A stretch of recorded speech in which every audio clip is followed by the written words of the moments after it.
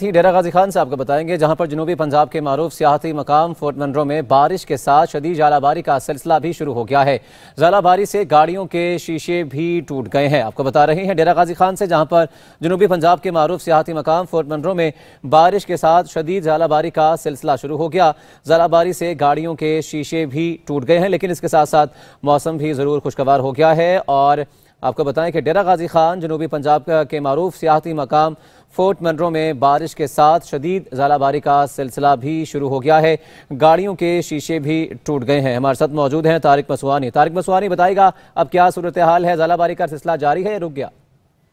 जी बिल्कुल, अभी जो है ना जालाबारी का सिलसिला जो है ना थम चुका है। तो इस वक्त फोर्ट मंडरू में हल्की हल्की बारिश का सिलसिला जारी है। मैं आपको बताना चलूं, कुछ देर जो है ना काबिल शदीद जालाबारी हुई, जिसके वजह से गाड़ियों के शीशे भी टूट गए।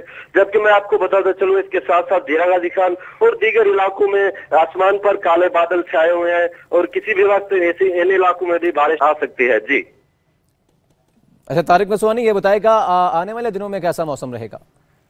जी बिल्कुल, यहाँ पर जो है ना महकमा मौसमियात की जानिब से पेशन गोई की जा रही है कि अगले 3 रोज तक जो है ना बारिश का इम्कान जाहिर किया जा रहा है। जी ठीक, बारिश का इम्कान जाहिर किया जा रहा है। तारिक मसवानी, बहुत शुक्रिया हमें अपडेट करने का।